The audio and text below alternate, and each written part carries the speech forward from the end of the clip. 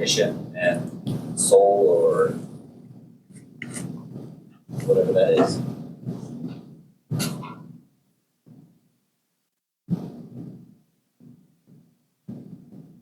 Or the Atman, I guess. Atman? Atman is the other word for the Indians? Indian. Atman. Atman.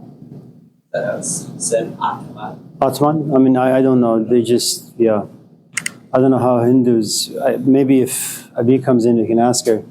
She can give us like the original as opposed to the, the counterfeit. Okay, so consciousness, Atman, soul. Anyone else with anything interesting? Emerson? Connecting to the muse and how, I guess, certain things in life, like I thought of times where I felt more open and creative, like after having some marijuana or some booze, some drinks. Okay. Okay. Okay. Okay. You like in the boxer's corner. Yeah. Squeeze the water into your mouth. Come on, Rocky. So,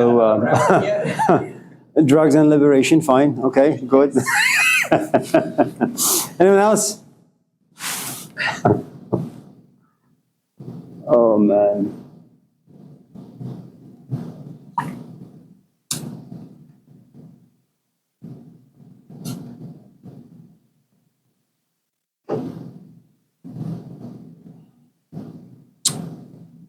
So, drugs, consciousness, and the self, Atman, soul. So let's do this. Let's talk about soul, then having lost one's soul, and in order to retrieve it, you do drugs. How's that? Sounds good?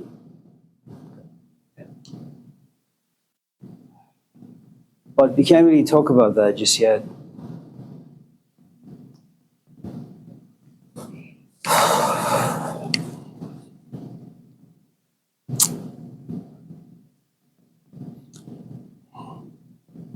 Drugs are really, really interesting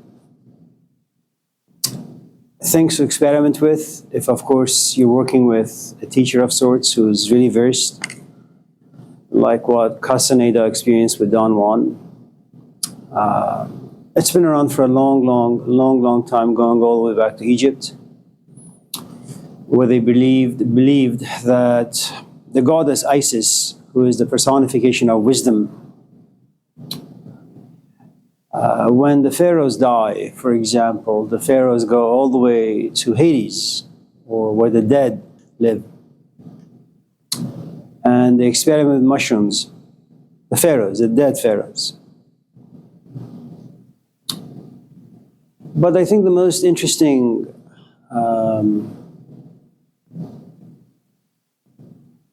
way to maybe talk about drugs a little is by referring to Aldous Huxley. You know, the word psychedelics came into the English language around, I think, 1957, if I'm not mistaken. And it was by Aldous Huxley,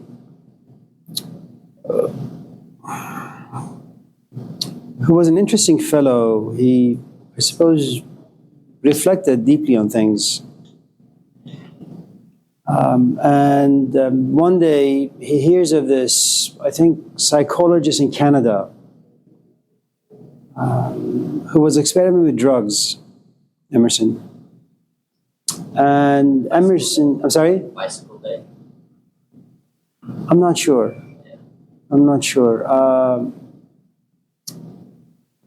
I think his name was Osborne, if I'm not mistaken. And so he sends him a letter, texting and cell phones weren't around then. And he said to him, listen, you know, life is boring. I keep banging on the door to try to figure out if there is anything out there, like a soul or an Atman, or if there is another way we can exist. and I heard that you're experimenting with some drugs with your patients. Can you come to my house in Los Angeles? And when you come there, can you bring some drugs with you? And the guy said, sure.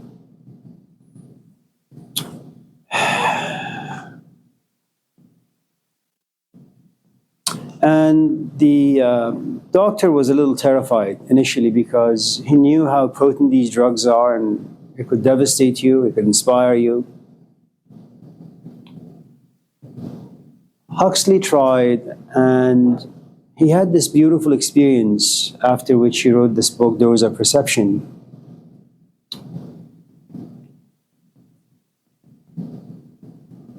And I suppose the maybe best answer to your question as to why someone like Huxley or someone like me or you or anyone in this class would ever desire to walk towards alcohol or porn or drugs of sorts, it really, for the most part, has to do with just our place in the universe.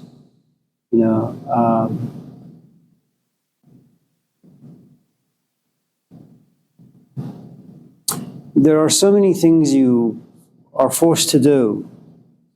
Good morning. Just merely because you're a human being. You look around you, there are people who have more advantage than you in various aspects of life, and you envy them. That's a cross you have to carry. Given your skin color, you have to prove yourself to society. That's another cross you have to carry. Then you have to find yourself a relatively decent relationship so you don't die alone and get sick alone. Don't watch movies alone. And you got to deal with the fact that you love your parents and they die and you have to witness that.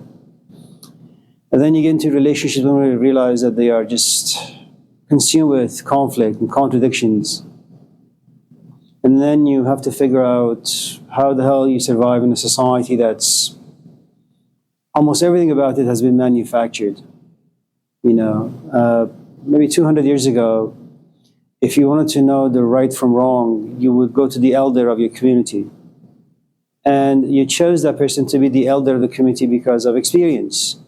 He's married, now he's a grandfather, a grandmother, or whatever, got 10 kids, huge household, and they happen to be relatively decent.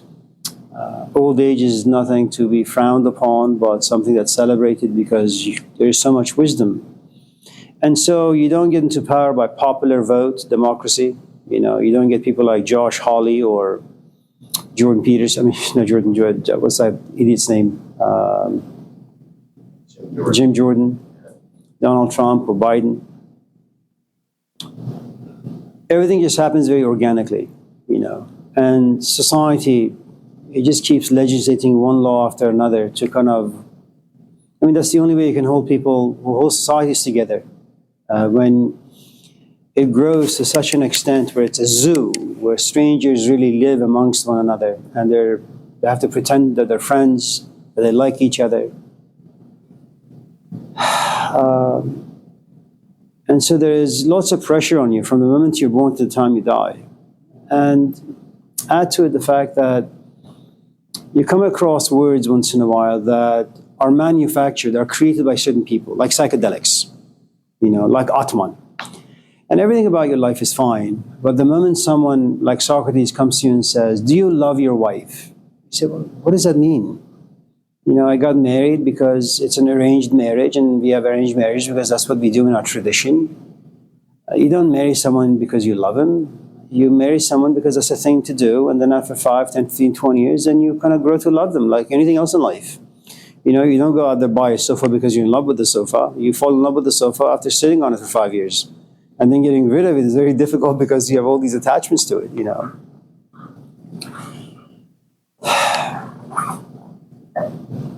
And so the desire, I suppose, to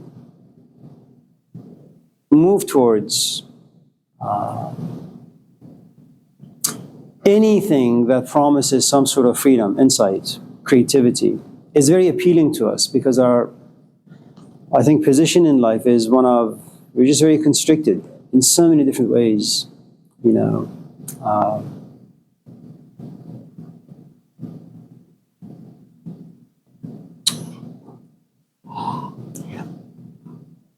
I think today it's a cheap man's way to escape from the realities of life.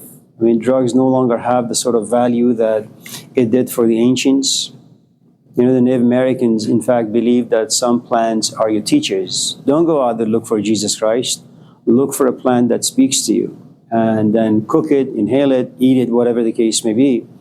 And then that plant will open the doors of perception, and that plant will teach you a few things about yourself, about your place in life, about God, if there is any.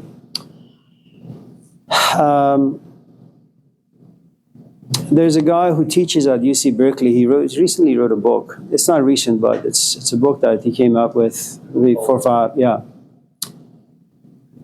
How to change your mind. How to change your mind. And one of the things that he constantly talks about in the book, as well as some of the interviews that he has, you know, late night shows, is that make sure you have a teacher.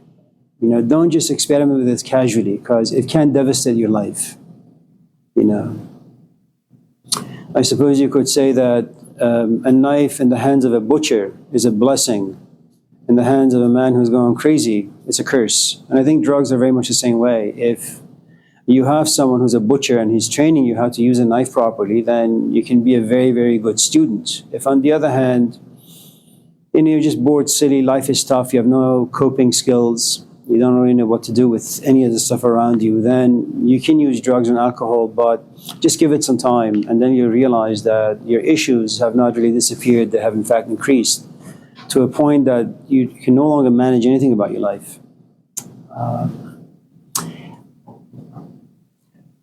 When we talk about drugs, you have to understand we're also talking about America, because your question comes from this culture, and your question comes from a person who lives in this culture and has been seasoned by this culture.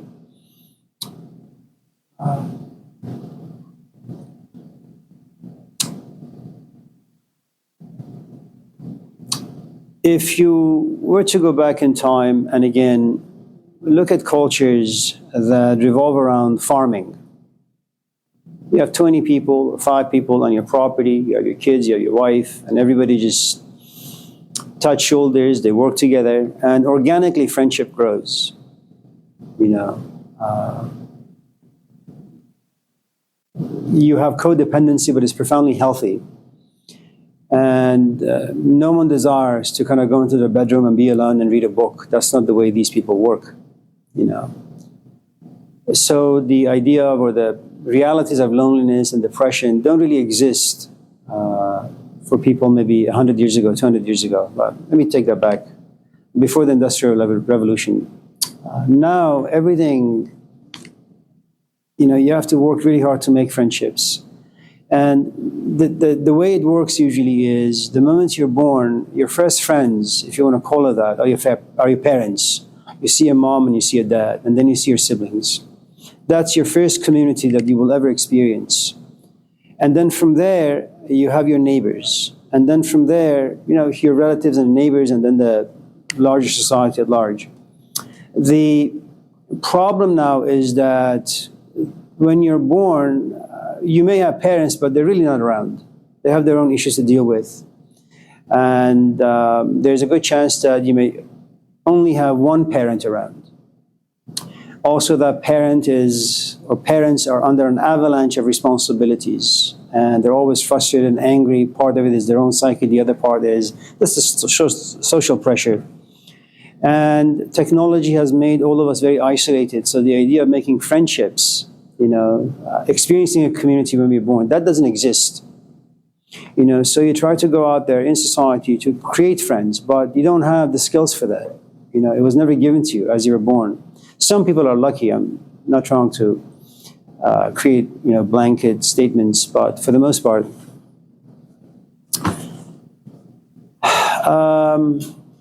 and so what you have is, I think, 21st century, 2023, you have a lot of desperate people.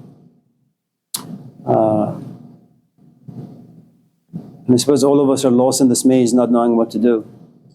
So I suppose my recommendation would be the following. If you desire to gravitate towards drugs or towards booze, find a community that has a teacher of sorts. Understand the etiquette of that particular community, understand the culture of the teacher, the culture of the community. And if you like what you see, and if you have observed to some extent in a sober fashion what this community is all about, if you have understood your own needs as to why you're moving towards that direction, then give yourself to that community for a while until you're saturated, that community can no longer provide you with anything nourishing, and then walk away and do something else with your life. But I would also suggest that while you're young and you have a lot of energy, stay away from drugs of all kinds, alcohol, drugs, and just focus on school. Have this basic power in life. If you're able to kind of get your bachelor's and then your master's in whatever, it doesn't matter. You want to do it in ballet, fine. But once you have this degree, if you want to go around and just goof off for a number of years, fine. Then eventually you'll catch your mistakes. And then you can go back to the power that you have, which is a master's degree. And hopefully it'll be a platform where you can kind of just make your life into something that is a bit more pleasant.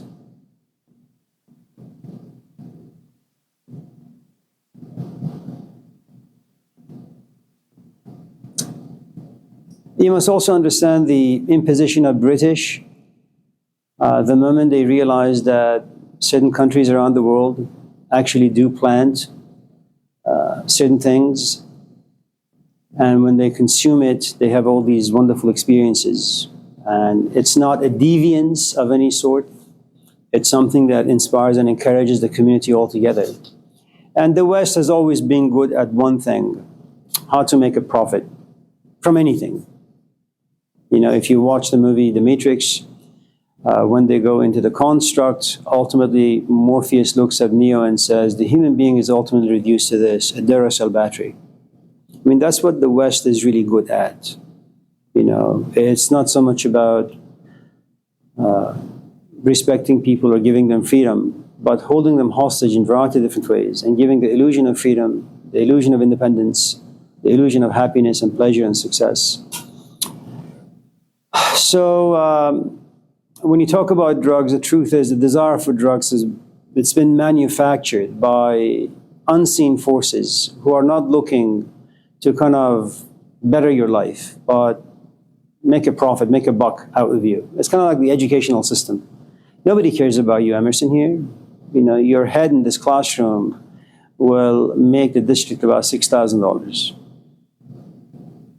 What do you learn in your classes? Probably nothing. And the truth is that the only learning that's valuable are the things that you actually can understand.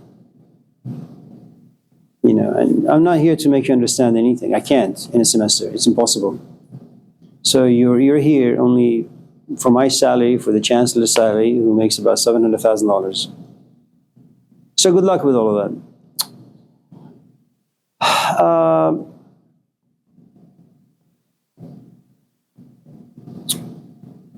Atman, soul. So a couple of things.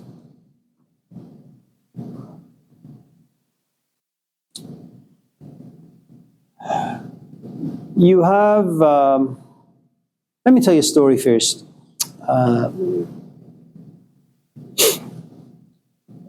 There is a book that comes from the Hindu tradition. It's called, what is it called? Katha Upanishad. And I suppose translation in English means having a conversation with Yama. And for those of you who may not know who Yama is, good morning. He is the god of death. So the book Katha Upanishad is about, there's a father sitting somewhere with his son, and they're praying to the gods and making sacrifices. The kid has not yet been contaminated by the politics of life. He hasn't yet grown to be attached to money, to success. He's very innocent and naive. He's kind of like what Jesus Christ had said, you will not enter the kingdom of God unless you become a child. So he's a child, but not a child who's just stupid and makes a mess of everything. He asks good questions. He's innocent, he's sincere, he's honest. And one day as they're he sees his father making sacrifices. He looks to the father and says, "Why are you sacrificing these old cows to the gods? Shouldn't you be giving good things to the gods? I mean, look at the cow, you're like butchering for the gods. He can't see, or she can't see, and can't walk, and is limping. Give the gods a good, young, healthy cow." And the father looks at the son and says, "Keep your mouth shut." And the son is able to for a couple minutes, and then goes back to just being innocent and honest. And again looks at the gods and says, his father, and says, "Give him the good cows." And the father again says, "Shut your mouth." And the kid, after a few minutes, again looks at the father and says, "Give him the good cows, man. Why do you give him these crummy old, And the father says, "If you ask me this one more time, I'll give you to the Lord of death." And of course, fortunately or unfortunately, the kid asks again. And the reason I say this, because the number 3 is a very sacred number in the Indian tradition.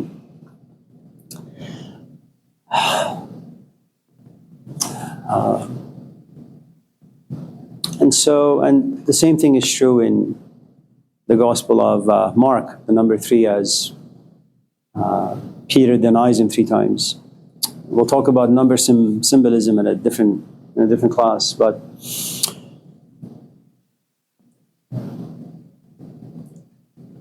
so this kid named Nachiketas ultimately finds himself in the presence of Yama's house, Death's house. He knocks on the door, but the door doesn't open. He knocks on the door again on the second day, the door doesn't open. He knocks again on the third day, he has to wait. But the door doesn't open because Yama isn't home. On the fourth day, of course, he knocks and the door opens and Yama says, "Oh, I'm so sorry, how long have you been here?" And Nachikeeta says, "I've been here for 3 days and 3 nights. He says, "Oh, I'm very, very sorry. Since you've been here for 3 days and 3 nights, I'll give you 3 desires or 3 wishes. And I'll give you whatever you desire."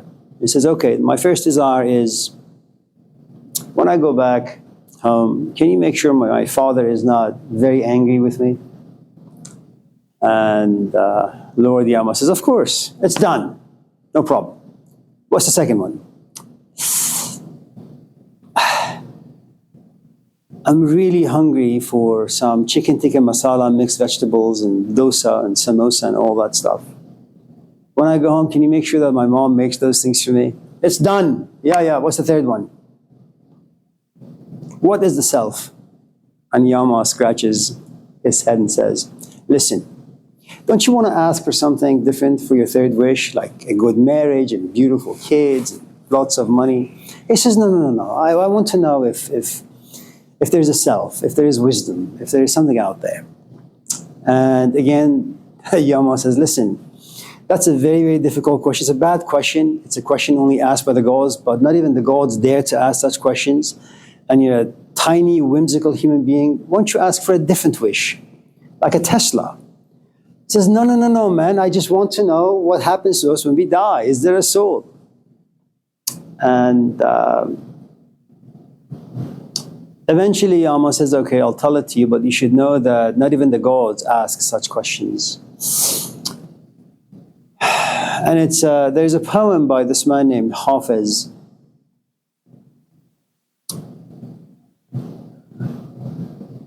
بار غم عشق او را گردون ندارد تحمل چون میتواند کشیدن این پیکر لاغر من.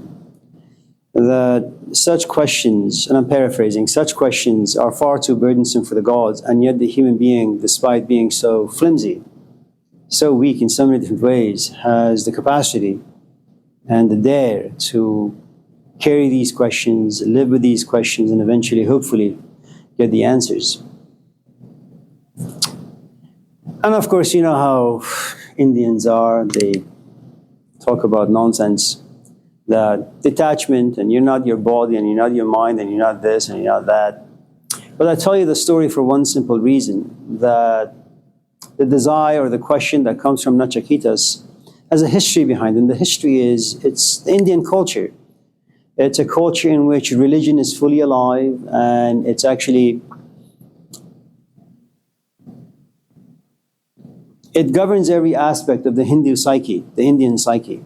You know, there is no separation of church and state. It doesn't mean that these people don't watch porn. It doesn't mean that they don't engage in raunchy things. They do. But for the most part, the society, the dough of it, the yeast of it, is religion. It's everywhere. Okay. So when someone, for example, asks if there is a soul, you sit back and you kind of look at them. This is not about, you look at them and say, okay, it's a student who's wearing the hijab, a headscarf.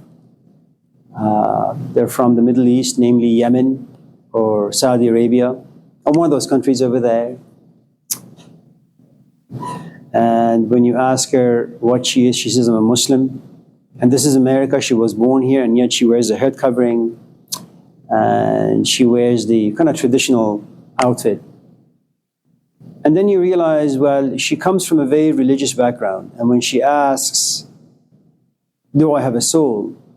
There is a religious history that lives inside her, versus, say, an atheist who says, is there a soul? And you're dealing with two different kinds of questions because they come from different backgrounds. It may be that the Yemeni student, for example, they have walked into this evolutionary stage where they have read the Quran inside and out, they fast, they pray, but one morning they wake up and say, you know, although I do all these things on a daily basis, yet like Aldous Huxley, I want to feel them. I want to know if there is a God. I want to know if I'm praying to someone, if that something out there can hear me, can maybe answer my prayers.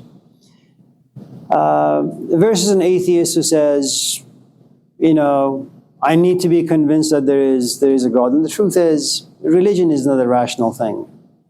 At least religion that's faith-based, you know. It's completely irrational, and no matter how much you try to reason or bring reason to the table, it's never going to work out. It also may be that the atheist is beginning to doubt his or her own position as to the existence of a soul, and desperately is looking for an answer. And they've tried books, they've tried their own intellect, they've tried going to church, they've tried going to atheists or us. And if there is such an organization, and nothing has worked for them.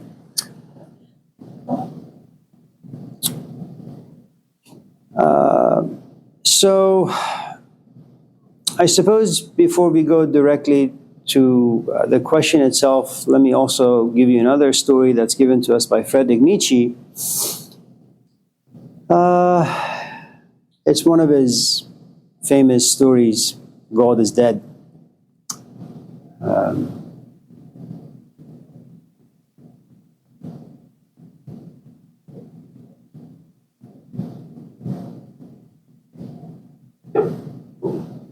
This is such a useless class. I mean, not you guys, it's mostly me. Okay, God is dead. So let's talk about Friedrich Nietzsche, nihilism.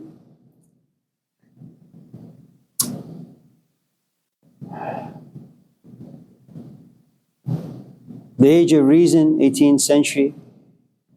Karl Marx, the Industrial Revolution.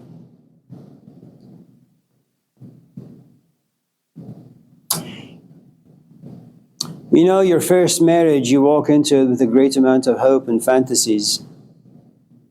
And it's great. You make sacrifices, you're selfless for the most part. And then things happen and your marriage falls apart. But something inside you still believes in love, even though it's very difficult to bring it out to the surface. But lo and behold, you walk to Pete's Coffee, someone grabs your attention. For the first time in many years, things begin to kind of be inspired inside you and begin to turn around and walk behind this woman or man, hoping that they may trip so you can kind of help them up and ask for their phone number. And then again, you fall in love, and well, it's like 50% love and 50%, oh Christ, what am I getting myself into? And then the second one doesn't work out too well, and after 5, 6, 7 tries, you're now 50, someone asks you, do you believe in marriage? You say, hell no. Do you believe in love? Oh no, that's poison. It's all a lie. Well, do you believe in relationships? No, it's all really rubbish. And you have a set of conclusions by a human being who's tried 5, 6, 7, 8, 9, 10 times, and they've all turned out to be disastrous. And there is only so much crap you can take before something about it just completely breaks, and you lose your faith and you lose your trust. And by the time you get to the 19th century, the human psyche has been attacked by so many things that it no longer stands a chance. It doesn't know what to believe in anymore. For 1,000 years, it believed that it was a fallen angel. You know, all it needs to do is just pay attention and observe the teachings of Christ. And hopefully, if they do things the right way, they'll get themselves to paradise. If not, straight to paradise, they'll get themselves at least to purgatory, where their sins will be purged for a few days or a few years. And especially if you're Catholic, you're going to be very lucky because you can pay money to have your sins go away.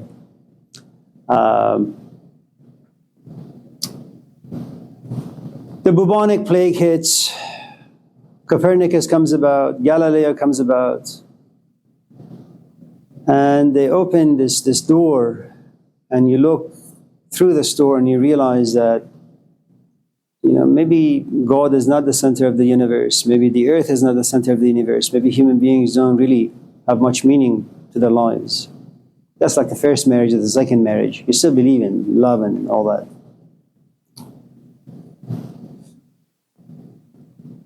But then you have this continuous war that's taking place in the name of religion, you know. And then there comes a point where 17th century people say, you know, we don't really want to believe in God by simply having faith. We want to believe in God by rationality and reason. And I'm skipping Martin Luther and the kind of difficulties he created for the Catholic Church. And for the first time, you have the power of the Catholic Church being challenged.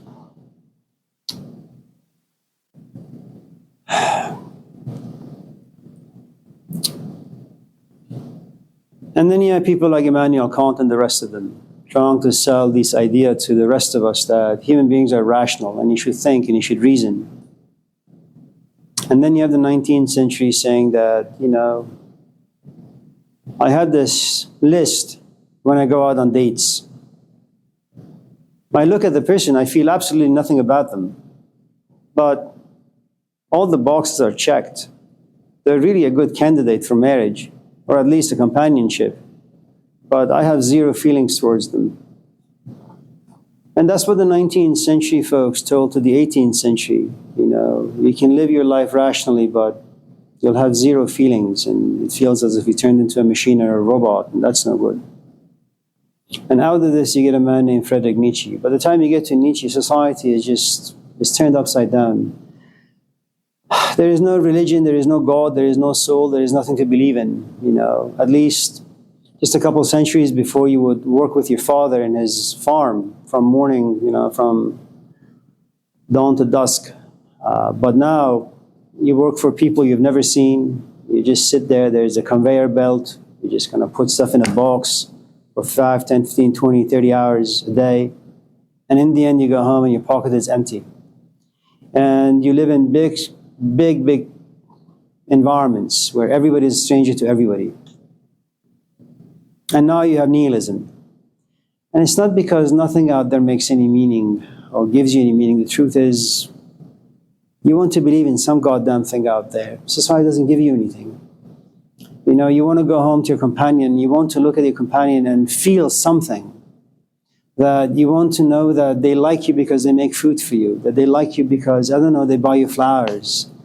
But no, they could just come home, they grab their plate, they sit by the TV, and you feel as if your presence or absence absolutely mean nothing for them. You know, and that's what modernity has done to all of us. That whether you exist, whether you die, I mean, you got no parents that don't really care for you. And even if you do have parents, you don't really care for them. Well, take this class, take the other class, none of it matter. You know, if you break up with this woman, well, there is countless other women out there waiting for you. You know, nothing about modernity has any meaning anymore. And that's what nihilism is, that this desperate attempt to find meaning, to find purpose, to find identity, to find a GPS, something out there. But Everything has been just destroyed. And so you have a man who is profoundly in despair and depressed. His name is Friedrich Nietzsche. Add to it, of course, he's an introvert. Add to it that there's a good chance that he's probably gay. His sister has married a Nazi. And he is sick.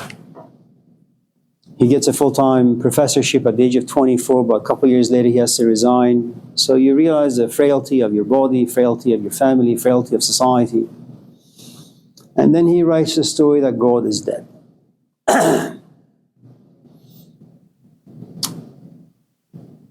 I haven't forgotten your question, but I think the background is, at least for me, and forgive me for rambling on, is somewhat important because the question, do I have a soul, doesn't really make much sense. It doesn't really have much meaning.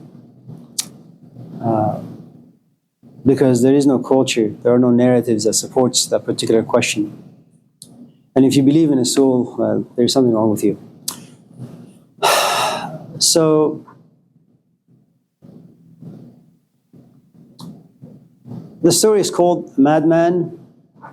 It's one morning, there is this guy who wakes up with a lit lantern or a flashlight, and he walks around town. And it's not dark, it's actually quite light. It's 10 in the morning, the sun is out. And he's screaming, I'm looking for God.